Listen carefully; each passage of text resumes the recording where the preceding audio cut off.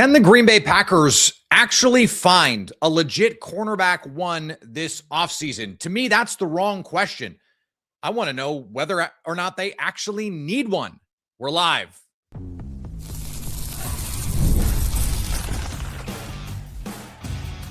You are Locked On Packers, your daily Green Bay Packers podcast. Part of the Locked On Podcast Network, your team every day.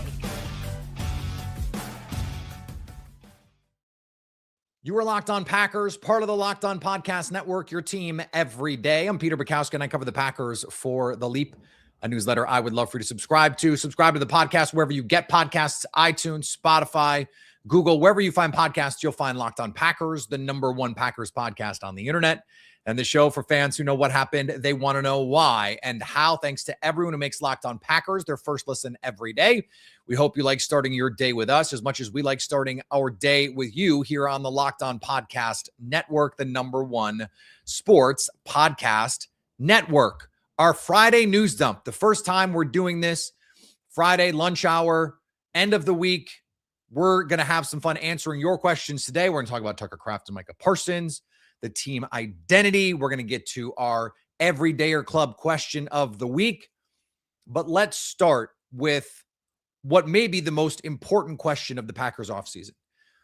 And the question, as it is often asked, and our guy Wood from the Everydayer group chat asked, do you see a path to adding a real cornerback one this offseason? And I don't, but the question to me is, do they need one? Is it actually necessary for this team to have a Patrick Surtain, a Devin Witherspoon, a high-level shutdown corner? It would help. Like, I'm not going to say it wouldn't help the Packers. Of course, it would help if you had a cornerback that was able to play at that level of football. The Rams have a materially worse secondary than the Packers. Like, I would say much worse in terms of the raw talent in that secondary. And they were like one play from the Super Bowl, and they would have won the Super Bowl. They would have beaten the Patriots.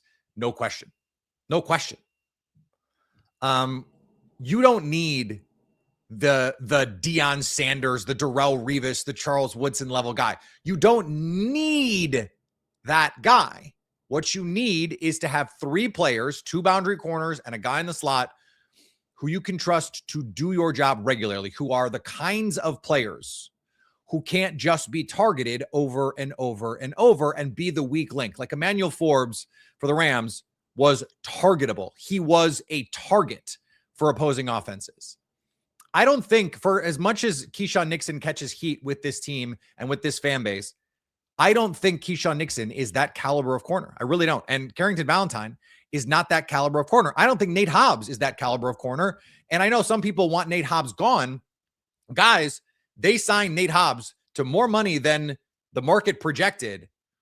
And they did that because they think he's a really good football player.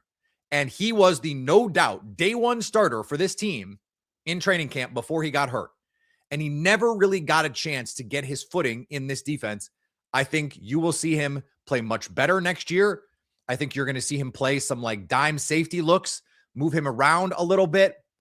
They're going to draft a corner. I think they may even sign a corner. But someone like Riq Woolen, who has the profile physically of a #1 corner, was not playing on a really good defense and had been playing and then was not, right? So one of the best defensive coaches in the NFL said, nah, that guy is not really the guy we want leading our defense. Is that who you want leading your defense? Is that guy really going to make that big a difference? I don't think so. I just don't think so. And so you add Trayvon Diggs. Does that add to the stability of the cornerback room? I think it does. Does it give you a #1 corner? No, but think about this. Devin Witherspoon and Christian Gonzalez each played in the Super Bowl. They are high-level corners. They're each top 10 level corners. They didn't follow. They didn't follow JSN. They didn't follow Stephon Diggs. That life, that world just doesn't really exist anymore. the number one, like even Patrick Surtain does not do that. And he does it more than most, but he doesn't do that, 80% of plays, he's not following the number one opposing receiver. And even if he were to do that, Sauce Gardner could probably do that. There's like 3 or 4 guys in the whole league who are at that level. What you need are a bunch of players who are going to do their job effectively well and cannot be targeted constantly. I don't think the Packers have anyone who's going to get targeted constantly.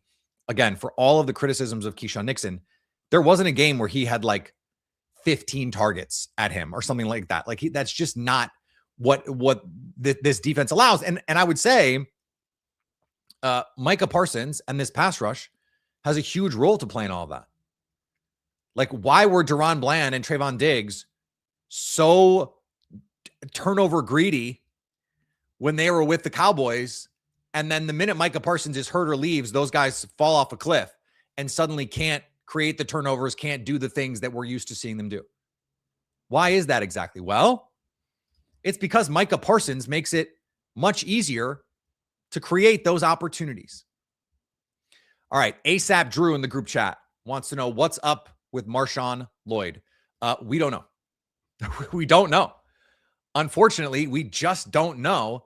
And I wrote about this for The Leap, a newsletter I would love for you to subscribe to. I don't know how you can have any faith in him being a part of this football team moving forward. And that sucks to say. Like, that just sucks. Because he's a really fun football player. I was watching some cut-ups of him the other day because I was just like, just remind me what the actual skill set is here, because we haven't seen him play football in 2 years. And we saw some tantalizing pieces in the preseason again last year. That beautiful wheel route, Malik Willis hits him in stride. He tweaks his, not just tweaks, he rips up his hamstring again.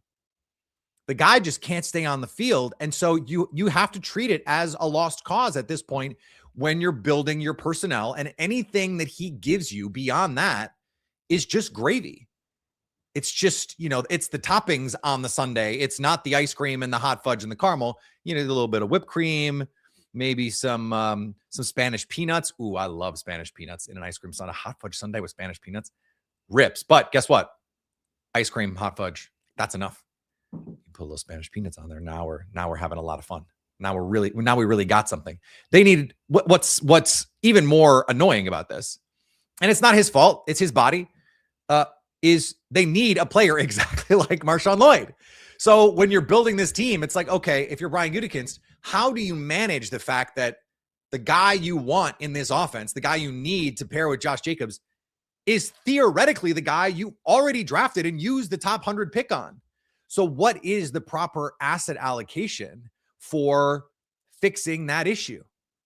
Is it another high round pick, especially when you don't have a first round pick? Can you do it in the second or the third round? This is not a great draft for running backs. Last year was a great draft for running backs. The Packers didn't take one because Josh Jacobs coming off a career year, and they just, drafted Marshon Lloyd. They were really excited. The Chris Brooks is a really solid third running back. I think Emmanuel Wilson will walk this offseason. Maybe they'll give him a low tender, but I think it probably makes more sense to just not do that and draft somebody here, because you need the juice. You need the juice. I suppose you could just run it all back, and you've got some RFAs and exclusive right free agents that you can manage this all with. But I would want to have an injection of talent in this running game, because I think it would elevate this offense in a huge way to be able to create explosive plays. Right. So we're going to talk more about the injuries as we move forward here on a Locked On Packers Friday News Dump Live. The Winter Games are officially here, and if you're anything like us, you're locking in for the events you only get to see on the biggest stage every 4 years. It's why following the Winter Games on FanDuel just makes sense. From medal counts to individual events to finding your angle on the sports you care most about, FanDuel gives you more ways to stay connected with the action. The drama of curling matches that slow start and somehow get intense fast. Speed skating races decided by inches. Every niche event becomes must-watch when you're fully locked into the competition. Hockey feels different right from the opening face-off. The USA hockey teams, both the men and the women, kicking ass and taking names. Let's go. FanDuel keeps the entire Olympic experience engaging from start to finish. The Winter Games are on, and there's no better way to follow them than with FanDuel. FanDuel, play your game. If you've ever hired someone who looked good on paper but wasn't the right fit, you know how important that fit part is. When you want candidates who truly match what you're looking for, trust Indeed sponsored jobs. Hiring? Indeed is all you need. Stop struggling to get your job post seen on other sites. Indeed sponsored jobs puts your post at the top of the page and helps you reach the right candidates faster. Sponsored job boosts your post to the people who are the best match for that role. And that makes a real difference. According to Indeed data, sponsored jobs posted directly on Indeed 90% more likely to report higher than non-sponsored jobs. Spend more time interviewing candidates who check all the boxes with less stress, less time, and more results using Indeed sponsored jobs. Listeners of the show get a $75 sponsored job credit to help give your job the premium placement it deserves at Indeed.com/LockedOnNFL. Just go to Indeed.com/LockedOnNFL right now and support the show by saying you heard about Indeed on this podcast. Terms and conditions apply. Hiring, do it the right way with Indeed.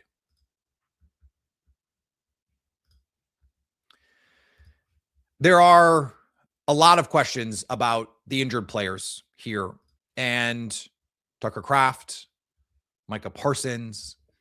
I would add Zach Tom to that mix. And we really don't have good answers for this.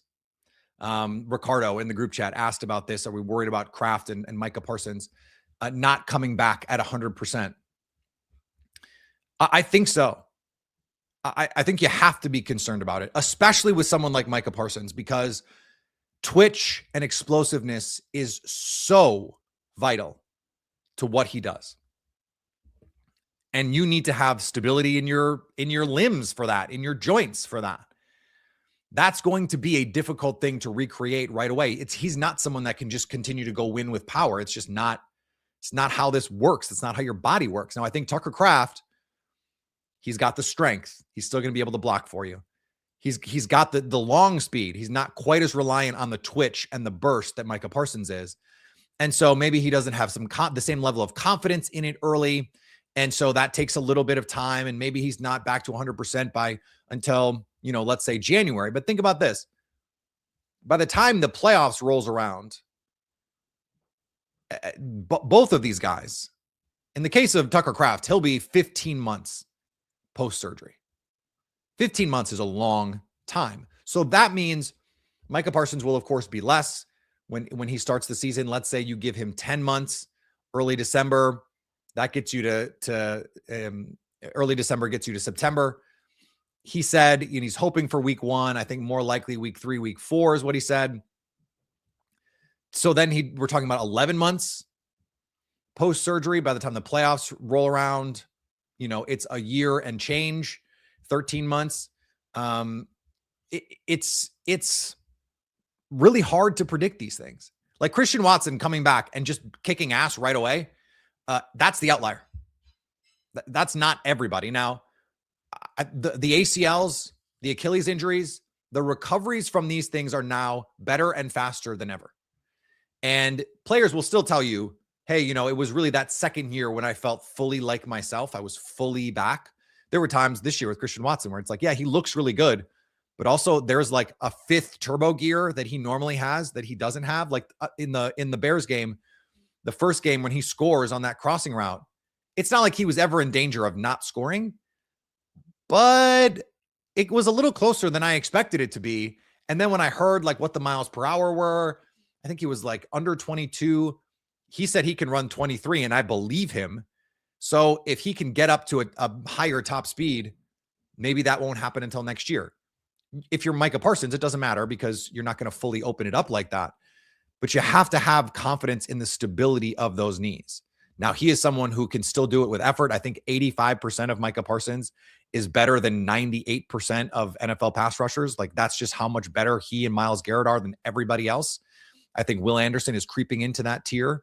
But I'm not concerned, but I'm worried, if that makes sense. Like, you have to be a little worried, but I'm not concerned about it. You're thinking about it.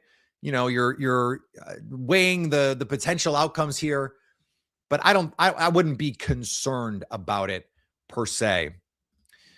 All right, it's time for the Everydayer Club question of the week. This one comes from Ohio River 914. What is the core identity of this team over the next 3 years? And he gives a couple options: physical dominance, speed and youth, ball control and defense, running game, or modern leaning past first. I think speed and youth is the obvious answer of those candidates. And I think, frankly, speed and explosiveness, not youth necessarily, but speed and explosiveness, it would be my answer. This team is built to be explosive on both sides of the ball. You get Micah Parsons to be explosive. You draft Edgerrin Cooper because he can make explosive defensive plays. Xavier McKinney, a splash play safety. Javon Bullard, Evan Williams, those guys can make splash plays. Even Keyshawn Nixon, the ball skills are the number one thing that you like about what he does at the cornerback position. This team is explosive and they are fast, and generally one goes with the other. If you are an explosive team, it is usually because you have real speed at the positions. Think of the Eagles last year. Saquon, that's a fast dude. A.J. Brown and Devontae Smith, those are really fast players. Jalen Hurts, not so much, but that was more grinded out physicality. I don't think you're going to see this team with Jordan Love, with Christian Watson, with Matthew Golden be a downhill coming at you kind of team. I just don't think that that's what they want to be. I think Matt LaFleur would like to be able to do that when he wants to do that, but that's not going to be the identity of this team. And I just don't see with Jordan Love them ever being a run first, grind you out on defense kind of team. And frankly, that's not really what Jonathan Gannon's defense is. Jonathan Gannon's defense is designed to take away big plays, make you go the length of the field, make you be on point every single time, and to just make you give up, make you take risks, make you get bored checking the ball down. And I think that can work for the Packers. So, Brandon Snyder on our squad show would ask me a lot, what's the identity of the 2025 Packers? And I would say explosive plays. Explosive plays. This team was built to create explosive plays. Christian Watson was drafted to create explosive plays. Luke Musgrave was drafted to create explosive plays. Matthew Golden and Savion Williams absolutely drafted to create explosive plays. That's what they want to be on offense. And you take these swings on the size, speed monsters, pass rushers, Rashawn Gary, Lucas Van Ness, those kinds of guys, because they are potentially explosive for you. And by the way, I don't think we're getting one of the questions in the chat. Should Green Bay replace Rashawn Gary? Should they? I don't know. Can they? No. Like it's $10 million in cap savings if you cut him and $17 million in dead money. So if you move on from him, what's the player you're going to get with that $10 million who's going to replace the production that you could get from Rashawn Gary? I think what you have to bank on in this case is you restructure that deal and you bank on him having some pride, him being called out by Micah Parsons in the offseason. You have, the exit interview and say, listen, my dude, you got to get in better shape. You got to play with better effort. And if you don't, you're going to be out of here sooner than later. And you hope that that's a wake-up call for him because he is really talented. He is really a productive player over the course of his NFL career. And so I don't think he's going anywhere in all of this. All right, that's all we're going to do. That's all this is going to be moving forward. 15, 20 minutes on a Friday, on your lunch hour, hanging out, talking ball, just a little extra, just a little some. Me and Brandon Snyder are going to be back for you on Sunday with the Sunday OT. Another little extra granule, a little morsel for you guys as the offseason drones on. Just like I know you need your Packers fix. I know that. So that's what we're doing here. So subscribe to the podcast wherever you get podcasts. Follow me on social medias, all of the good social medias, and the bad ones. I don't know. We're wherever we need to be, and we're where you are. That's what we try and do here on Locked On Packers. And of course, we're going to have more for you. Our squad shows twice a week. Subscribe on YouTube if you want to come hang out with us on our Locked On Packers live Friday news dumps. We're here for you live on YouTube as always, so you can stay Locked On Packers.